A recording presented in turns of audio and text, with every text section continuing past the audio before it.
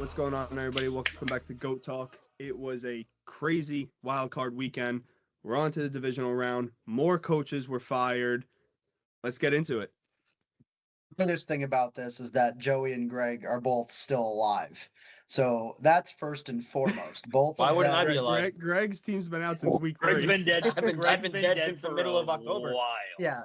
Well, here's the thing, because we were talking about last week about maybe this would have only been a Greg and Sal call today if things didn't really go the way that they should have went. And in 2 weeks from now, we could be seriously looking at really only Greg and Sal because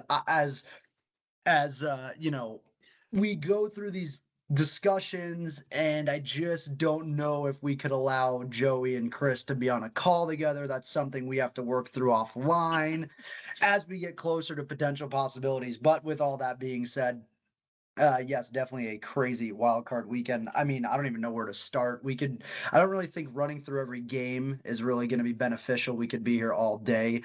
So really just kind of maybe recapping some of the highlights, starting though, first in the Rams-Panthers game. Just kind of what did everyone think of that game initially? Not spending a lot of time on every game, but just, feel free to share your thoughts on that one. Bryce Young looked good. He did. He played a great game. He did everything he could to win them that game. And for majority of the game, I did think they were going to win that game.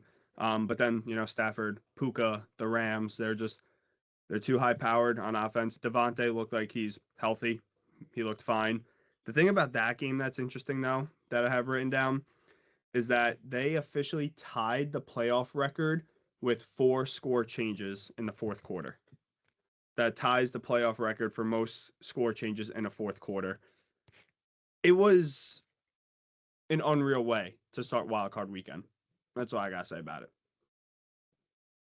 The other thing we have to preface on here and give a round of applause, Chris went a perfect 6-0 in his wild card picks this weekend. Thank you. So that's big. Thank you. That's big Thank for the you. podcast and the brand.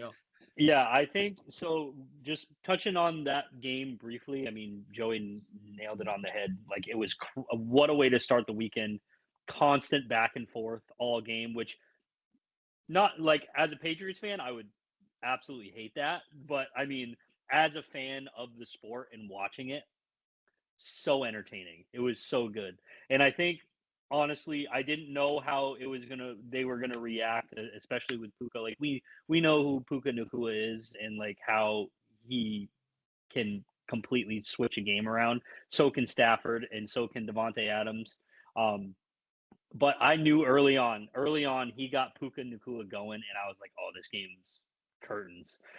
It was really close at the end, but like he had those two, I think they were two like 20-yard catches like back to back almost, and I'm like, this could get ugly. But honestly, I was very impressed with the Panthers. They showed a lot of heart. They showed a lot of grit in that game, but unfortunately, I do think that the better team did win. Yeah, I thought the game wasn't going to be that close, to be honest with you. I really thought that the Rams were going to go away with that one with more than a 10-point game. But the Panthers showed heart. They really gave it to them. There were points there where I really was not sure who was going to win that game. Bryce Young, again, first playoff game. Obviously, it's nerve-wracking, but going against a guy like Matt Stafford, who, in my opinion, has a good shot at the Hall of Fame, right? It's an uphill battle. There's just so much talent on that Rams team. Yeah, there truly is. And then, you look at the Panthers and they had a lot of grit in that game, and you thought maybe there at the end they could pull it out. The Parkinson touchdown, 37 seconds to go. Bryce Young in a situation. I honestly think, though, if the Rams played Tampa, the game would have been 35-7. Like, that just goes to kind of show you, I think, how much, even though the teams had the same records, like, it just still feels like Carolina is a little bit more disciplined and a little bit more aggressive in their game rather than Tampa's. And then you go to the Saturday night game, Bears down 18 to Green Bay. And I'm sitting there on the couch and I'm thinking to myself, this is just great. This is just great. And And I wasn't even cheering for, I mean, I was obviously didn't want the Packers to win, but then I turn around and I go, the Cardiac Bears are going to do it again. And what I want to know from everybody, more importantly than the game, one, do we think Matt LaFleur should even be considered still? He's still a coach as of, Tuesday at 6:14 Central Time for the Green Bay Packers. But then secondly, how long can the Bears truly go like this for? It's such a tough call on LaFleur. Like, I don't want to say that I think he should stay as the head coach for the Packers, maybe somewhere else. I just think it's very unlikely that you see him get fired this year.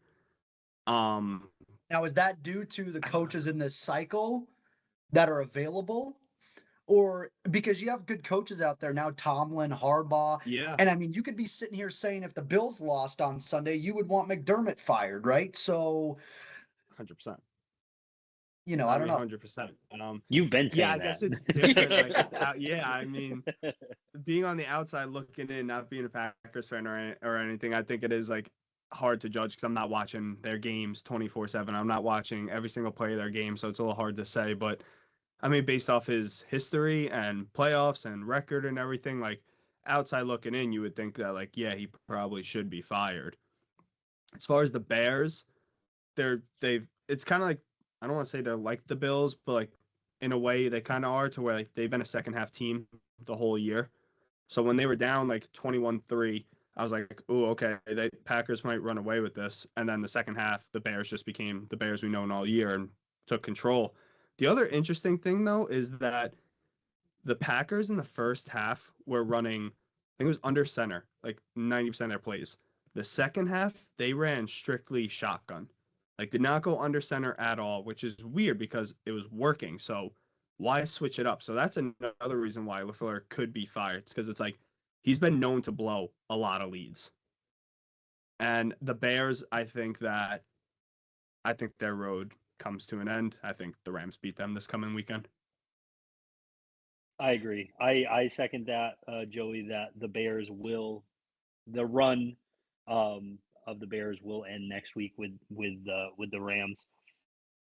It's weird seeing these teams because I remember when we came back to this podcast and we were all like, I mean, I think someone did mention the Carolina Panthers. I think it was you, Joey, actually, in like to win the division and potentially make a run in the playoffs, which impressed the hell out of me. And this, like, I haven't seen this version of the Bears, like, I don't think ever.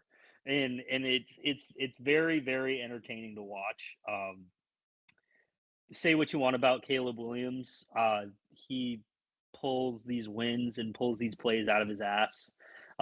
He made that one running throw. Was it to DJ Moore up the sideline? I don't remember who exactly he threw it to.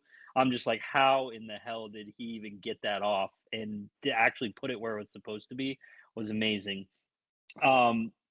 I don't know if you can necessarily pin, and I think I talked about it last week a little bit with the coaches, how it's kind of unfair to really judge the product on the field um, based off of somebody who's not actually playing in the game. I mean, he's a big part where he's calling the games and everything like that. But I think just the past couple of years, very questionable calls. It's almost like it's a very similar situation. Not really, because I'm going to get flamed for this. It's a very similar situation to like the Sirianni deal with the Eagles. Like obviously they go out and they win a Super Bowl last year, but like throughout this year, you've never been hugely confident that the Eagles were going to like take over games and everything like that. And just like questionable coaching decisions, questionable like player decisions, like who's going to play. Like we talked about the AJ Brown saga on this podcast. Oh my God, probably for about 2-3 months at this point. That seems to be coming to an end, hopefully for both parties, but like, and then not running Saquon Barkley and then not getting Devonta Smith the ball. It's there's only so much that you can back a coach before you're just like, okay, there's decision making when it comes down to the games that are letting the team down consistently. And to your point, I was going to bring that up to the shotgun versus under center thing in the second half. If it ain't broke, don't fix it. Like, I don't know why Exactly. automatically Yep. we just totally switch game plans when you're up. What were they up by 18? Was it that much A that they lot. were Yeah. up? Yeah. Yeah, it was So 18. it's just I don't know. I don't think necessarily he's going to be fired, but I think for next year he's going to be on an extremely short leash if they don't come out to a hot start. Yeah. Yeah, honestly, going off of what you're saying, really another great game. When it comes to like, are you talking about the Bears still, right? I assume, or the Eagles? My bad. You talk about whoever you want, Greg. This All right, is a perfect. free podcast. All right, lovely. Uh, going to the Bears game. That's what I thought was what I was hoping to go to. Right. Shut up. That game, right? Like 25 points in the fourth quarter for the Bears. That's It's insanity. crazy. Like they absolutely just took over. And to the Packers side, like that was their game to win. They just blew it, honestly. I do agree. I'm not going to make any predictions yet for the bald bet, but in terms of like next week, when it comes to that game and the Rams, Bears and Rams, I don't think it's going to be particularly close. That's not my bald bet, but I think that the Rams pull that one out. I think they're just so talented. Well, we'll be doing divisional round picks as well, Greg. So you just hold tight. We'll be. Well, I in already got November. one out of the way, but I'll go back again. That's true. Then then we move on to Sunday, 1:00 slate. Joey's Bills take on the Jacksonville boy. Jaguars. What a football Great game. game. Oh my god. Here's what I will say. Jacksonville definitely lost that game because they went for it on 4th and 2 and they could have taken the 3. Then they miss the 54-yard field goal, so 6 points. Which is a chip shot for little. Yeah, here's what the Ball don't Bills lie.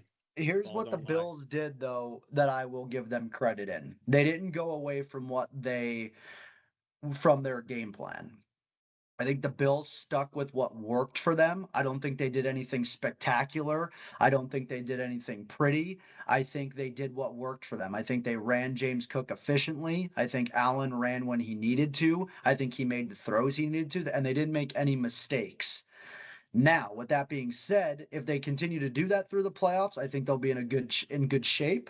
It'll just be a matter of how long can they continue to do that, because on both sides of the ball, if Trevor doesn't turn it over, who knows what happens. But I think the Bills played very well complementary football on Sunday to win that game. Which, given realistically, Trevor should have had 4 interceptions. Yes. We dropped 2 of them. He should have had 4. He did not play good. Yeah. Surprisingly, our defense played great that game, to where our offense kind of was Josh Allen did Josh Allen things. He went out, thought he was going to have concussion, thought he broke his hand on the helmet, hurt his knee, and just kept playing through everything. He's Superman, just like what I think we've talked about. Like when he has to become Superman in the playoffs, he does. The push was crazy on the 4th and 2, which he pretty much picked him scored up. On. They literally just picked him up and carried him to the 1-yard line. James Cook didn't really get going that game. The number 1 rush offense versus the number 1 rush defense. The defense won that battle. I'm not going to argue that. The Jaguars, they stopped James Cook. He didn't get going at all. I'm going to give a huge shout out to Shavers, who played 22 snaps in the second half when he tore his ACL in the first half. Oh my gosh. He finished that game and played 22 additional snaps in the second half on a torn ACL. Credit to him. Brandon Cooks looks like it was an amazing pickup for us towards the end of the year. And lastly, like I said last week, I stand by my point of Liam Cohen is a geek. I think for me, and I was just talking about it. I kind of off topic, not really. Tonight just feels so empty because of the weekend literally felt like a month because of how crazy some of these games were. It was insane to watch some of these games. And I mean, that Josh Allen is going to Josh Allen. He's going to put the team on his back. He's going to put that cape on because he's Superman. Doesn't matter if he's knees busted, hands busted, got a concussion. Doesn't matter what you throw on. The second half, I've been preaching this. Me and Joey have been preaching this all year. They're such a second half team. It's unreal. I mean, you get a couple gifts. I mean, Little missing that PAT, or not the PAT, the field goal try at the end of the half. That was huge. That They didn't get the snap off. Like, ball don't lie. What a crazy way to end that first half too. Like, that was like 15 minutes of my life that I'll never be able to get back because of a blatantly obvious decision but we'll get on the whole referee thing this year, probably at some point in the off season, and how atrocious it's been all year. But I mean, congrats to Joey, congrats to the Bills. It was a great game. The Bills are going to bill. Yeah. Having said that, I really hope Josh Allen just does everything he can to be good for next week, because he got like Jake Paul this weekend. He got just messed up. So honestly, he took a beating. So this is the kind of like one of those games next week where I feel like it's almost like a game where, like, if he manages to like pull an upset, or not even an upset really at this point because the Bills are good. Like, if he manages to, like, go off and put the team on his back, that's a legacy game right there. So it's going to be super interesting to see. Again, no Mahomes. It's Bo Nix. Not Mahomes. Not Lamar. Bo Nix. Let's not forget they played last year in the wild card matchup in Buffalo, and Buffalo got the best of Denver at that time. So I don't really. I mean, the Eagles 49ers game, all of us were on the 49ers, weren't we? We all picked San Fran, or no? That's my one. That's my one loss. Was I the only bet, of course. Is Greg the only one that picked the Eagles? I did. Okay, well, Greg went 5-1 with his one loss being the ball bet of the week. It was the Eagles. Curse. Yeah, and I don't really think, like, with this game, I think there's more storylines to talk about rather than, the game itself. George Kittle goes down early, tears his Achilles. Awful, just awful. Great dude on and off the field. Sending thoughts and prayers his way. That's a huge loss for the 49ers in a team that's really, really battled adversity this year and continues to play a high level of football. And then the storyline of A.J. Brown and Nick Sirianni, which I just find it funny at this point. It's just, I was happy to see the Eagles lost. Now we'll have a new Super Bowl winner. And I think too, you're going to see a lot of changes. I think honestly, this year for Jalen Hurts really went poorly. This was not a good year for Jalen Hurts at all. This was I almost think it was a step back. Even last year when they won the Super Bowl, that wasn't like, oh my God, Jalen Hurts is this real candidate for MVP or continuous conversation, at least in my personal opinion. Obviously, somebody else can have a different one, but I think really Jalen Hurts had a down year, and you saw it. And even Saquon did not have a good year this year. And you really saw what happens when a team took a huge step back in Philly this year. Yeah, I don't really have much to say about this game. I didn't really watch this game. Wasn't around during this game. But I think as far as Jalen Hurts and Saquon, and which could help them in the future, and who knows, if it might even keep A.J. Brown around for another year, is that today they fired their offense coordinator, who I know Eagles fans have been wanted fired for weeks now, if not months. I think that played a big part in the Eagles team that we saw this year. Given, I don't want to say that, I was going to pick the 49ers, but because obviously that's not true, I picked the Eagles. But I think if I knew Lane Johnson wasn't going to play, I probably still would have taken the Eagles, but I would have thought about it a little more because he's a huge part of that team. Massive. So also, if he doesn't come back next year, if he retires or whatever, which I don't think he will, I think he'll play one more, maybe two more. I don't think he wants to go out the way they lost this year, but that's another major loss for them. But I think firing the OC today is a step in the right direction for them. It's interesting I kind of alluded to it before. Like, there just seems to be no game plan when it comes to Philadelphia. Like you have the reigning best running back in the league. You have a pretty stacked wide receiver room. You have a decent defensive line that can put pressure on an opposing quarterback. It just seems like, granted, it was a closer game than I thought it was going to be. I thought the 49ers were going to wipe the floor with them. But, I think it's very, I think the leash for Sirianni is shorter than people think, just based off, again, what you were saying before with the offensive coordinator getting fired. I know Eagles fans, like you were saying, have wanted that for a long time, because it just doesn't seem like there's a flow or there's like a scheme to what they're doing.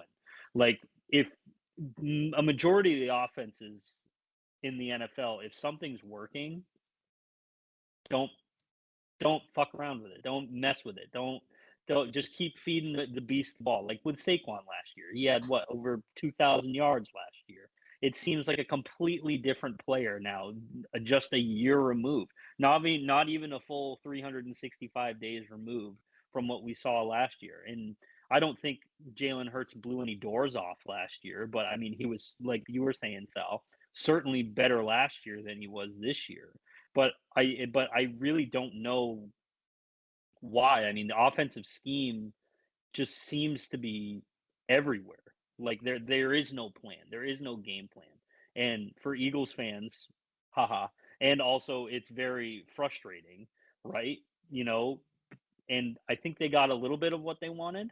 But I think the story of the offseason is definitely going to be what happens with AJ Brown. Well, and I think if you put the Eagles in any other division besides the one they're in, they don't make the playoffs. I mean, 5 of their wins this year came from that division. They lost, I think, 1 divisional game, maybe 2, so 4 or 5. And what were they? 12-5 or 12, whatever they were. Are they 11-6? 11-6. 11-6, yeah. Okay, so you take away 3 of those, even now you're 9-11. Whatever it is. You're not making the playoffs, and I think that division. You're 8-9. Yeah, right? because you're not 8-9. competitive in that division. It's so easy. This is the first time in since 2003 at least, maybe even earlier, like a later date, that this was a repeat winner. This has been a never division. In that division. I mean, I don't think it hasn't happened since before 2000, maybe. No. So it's interesting. Real quick, go through the Patriots Chargers game. Obviously, another fellow member of the call, Chris, is happy. An interesting game for sure. But yeah, that's kind of what I have to say about it. What do you got, Chris? That's all you. Buddy. Well, it was a defensive battle. Number one, like I can't even. Do I want to say it's a defensive battle or an underwhelming quarterback performance from both sides? A little bit of both, probably. I think the Patriots defense was definitely much more physical and much better than the Chargers defense anyways, especially the pass rush. I mean, Herbert was getting murdered, like absolutely murdered out there. I don't know who their offensive line coach is over at the Chargers, but the same one who coached the Vikings offensive line against the Rams last year in the playoffs. Like get him out. It's just I like you feel bad kind of, because obviously you want your team to win and everything, but like he was getting mauled. He had no time to do anything. Literally, Milton Williams was just walking down the middle and lighting Herbert's ass up. I think the biggest play of the game was definitely the Drake May touchdown to Hunter Henry, which I was super impressed with. That was a big time play. That was a big time throw. But what a lot of people aren't talking about is Henderson throwing that block so Drake May doesn't get absolutely lit up. I don't know if we'll have time to talk about it. I just want to touch on it really quick. I'm terrified of next week, because I think we're going to allude to it a little bit in moments. I am so scared, and that's the scariest. That's the scariest defense I've seen, or like have been most intimidated by, probably since Seattle. Like it's like their defense, I think, is that good. They're So legit. we'll see what happens, especially with Gonzalez being out, potentially being out with the concussion. But yeah, it's gonna be. I'm already stressed out thinking about it. I mean, yeah, New England taking on number one defense in the league. It's going to be a tough game for them. I don't have much to say about this game. I watched some of it, not the whole thing. The Chargers, I'm pretty sure as well today, fired their offense coordinator, which could be a big step for them. And really, the only other thing I have to say is Drake May had an interception and 2 fumbles. All right. I actually find it interesting too that both Drake May and Justin Herbert were obviously the leaders in passing yards, obviously, but also the team leaders in rushing yards this game too. So they were both of them were the leaders in both stat Absolutely. categories. Yeah. Hilarious Yeah. to me. Yeah. Yeah, it is. And then you talk about the Aaron Rodgers downfall last night, and boy, Oh, this was great. The crazy thing Called is it. now Terrible. Mike Tomlin walks away. Now they say he stepped away. Mm. They could have parted ways, and that's what they announced, right? There's all this. Now it'd be really funny if Harbaugh and Tomlin switched teams. That would be I literally unreal. said that at work today. I would was die. like, oh my Unreal. god. They Um, asked the Ravens GM about They that did. today if they would Yeah, they hire did. Tomlin, and he said only if Harbaugh went to Pittsburgh. yeah. Yeah, so it'll be interesting to see how it plays out. I mean, don't have much to say. The game was fairly boring until 10 minutes to go in the fourth quarter, and then the Houston defense just turned it on. I did love seeing Rodgers, though. I'm sure we can all appreciate his frustration throughout the entire game. He acts like he's 5 years old and he's 42, which is great, and hopefully he can end up in a geriatric home now for the rest of his time and do another darkness retreat or whatever he enjoys doing with his family. So that can happen. family? I hope. I didn't want to say What- it, Chris. Well, what he's I didn't family? want to married think now. it, but I was He's thinking it. married now, Chris. He's got a Allegedly. wife. Allegedly. Yeah. Yeah, That's maybe just maybe in his already Egypt done. maybe in his Egypt trips in his mind. Who knows? But yeah, so I mean, I don't have not much to say about the game, but Tomlin out, Rodgers probably retiring, Adam Thielen is retiring, so they got a lot of things to figure out. Yeah, I mean, Houston's defense won them this game. Yeah, Their defense is ridiculous. The first half, you're like, Pittsburgh's defense played really good. yeah. Their offense just couldn't get anything going. Then when you're on the I field, actually, I didn't think it was actually possible for a team to throw more screen passes than the Bills, but no, the Steelers do. All they did was run screens. It was crazy to see. But yeah, obviously the big story out of this is Tomlin is finally gone. I don't think he exactly quit. I think it was a mutual thing to where he was going to get fired. So he kind of just took the matter into his own hands. Is like, you know what? I'll just walk away before I get fired. It looks, I guess, better for him or whatnot. Interested to see where he's going to go. I got a message today from somebody that said if McDermott's gone, maybe bring in Tomlin. I wouldn't bring him. I would only bring him in as a defensive coordinator. I would not bring him in McDermott as doesn't our get head fired coach. at this point. There's no way. No, you don't think so? Dude, you just won If they beat Denver, game. absolutely. No You shot. don't- If they win We Denver, just won a playoff game, yeah. But I mean, look at the past years. We've made it to the divisional or the AFC Championship almost every single year. I think regardless, if we win against Denver and make it to the AFC Championship, regardless if it's the Patriots or the Texans, let's say we go on to lose by 30, he's got to be fired. He's got to be. I don't know. Him and Brandon Beane are really best friends. So they both came from Carolina. I don't know if it would happen, but how many chances are we gonna get? Here's the other thing too. You look at Pittsburgh, right? They've had 3 coaches: Chuck Noll, Bill Cowher, Yeah. Mike Tomlin. Mike Tomlin was hired there in 2007. Mm-hmm. Whoever they bring in From where? next from Minnesota. Yes, he was. He was the DC. Here's the thing though, whoever you bring in, you don't see that in the NFL nowadays. You can't expect now the next guy is going to be 19 years, there's not a good coach right now in the cycle that I could say, oh, that guy's going to be in Pittsburgh for 20 years. There isn't. And Harbaugh ain't coaching No, for I another agree. 20, at least not as a head coach. There's no way he's coaching another 20 Yeah. years as a head coach. I think the only coach that you could see leave and go somewhere and be there in that new franchise, new team for 20 years or whatever, and given it will never happen because he's never getting fired, he's never quitting or anything, but would be like a Sean McVay to where he's I a was young thinking the coach, same exact like, thing.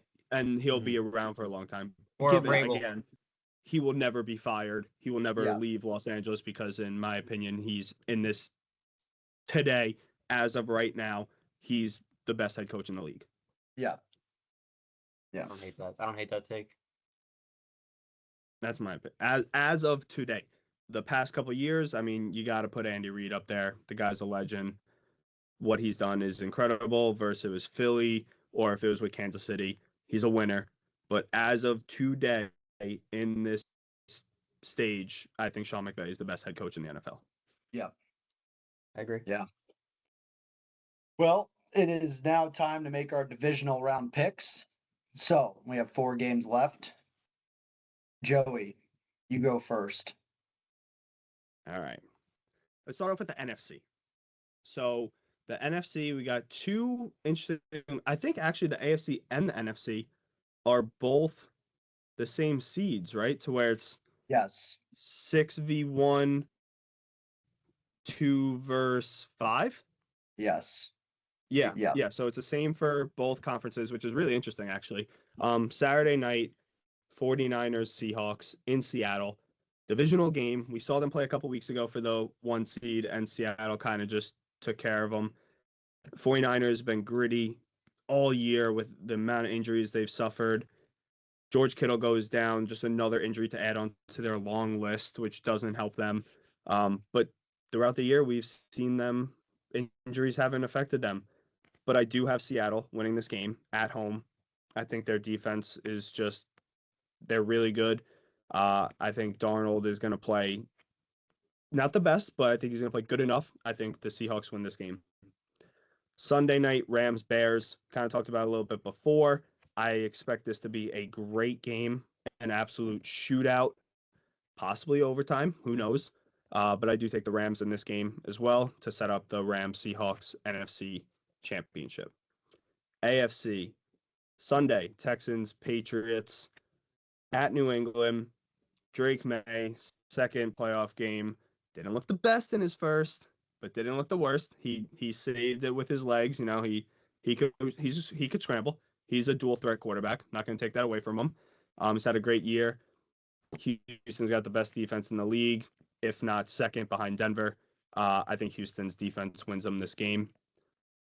Saturday afternoon, Bills going to Denver to take on the 1 seed, the Broncos. Like I just said, if the Broncos don't have the second best defense, it's the first best defense in the league. But they don't have Josh Allen.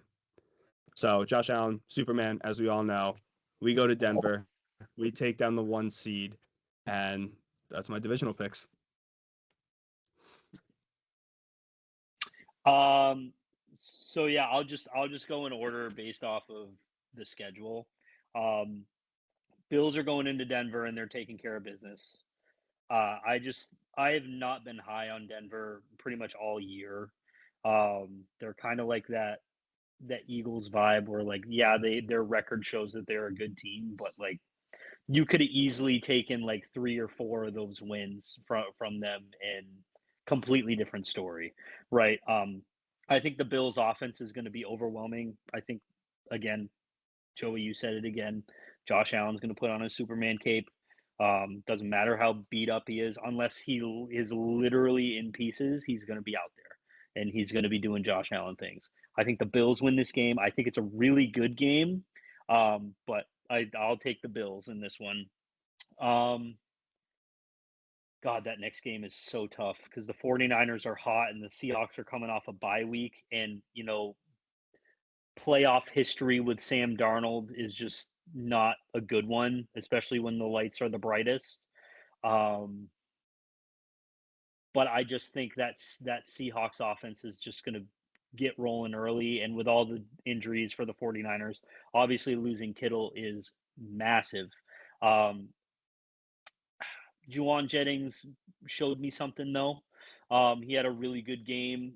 It really just depends on what version of Brock Purdy you're gonna get, right?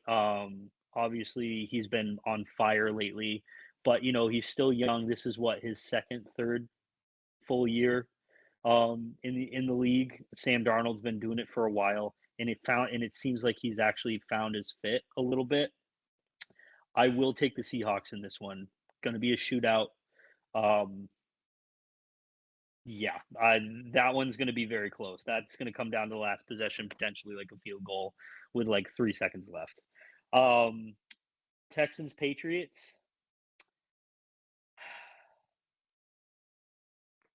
I think Houston wins this game. I do. And the only reason, and I said it earlier, I would love my Patriots to win. I do. Don't get it twisted. I'm going to be a mess for the entire game. So if any one of you motherfuckers try to text me, it's not going to happen. I'm not going to answer. However, I just think this Texans defense is just too good. We don't have the line for that pass rush. I mean, you have two rookies and that offensive line. And I just don't think they're going to be able to handle Will Anderson in that secondary. I would love to be pleasantly surprised. I think it's going to be another one of those like just field goal games because I just don't think the Houston offense is good at all. But I saw a thing today too, like if CJ Stroud just had like a mediocre game on offense, I think this defense is good enough to bring this team to the Super Bowl. Because like you just can't. I mean, obviously he was playing the Steelers, which I don't know what happened to their defense in the second half. You can't lose a football game when the opposing quarterback fumbles the ball 5 times, and he just didn't look good. I think it's just going to be one of those games where it's just going to come down to the kickers, honestly. But I think with the inexperience of Drake May, it's only his second playoff game against that defense. Don't get me wrong. If the Patriots win, I'll be over the goddamn moon. You can call me a fake fan. All the comments out there, Joey, you smug ass. But I do think Houston is going to win this game.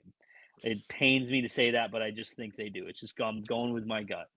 And then I think the Rams are gonna go in and they're gonna handle business like they have pretty much all year. I think this is gonna be his super duper legacy game. Not that he's probably had a million of them in the past, but I just think the Rams offense is going to be too much for that Bears defense.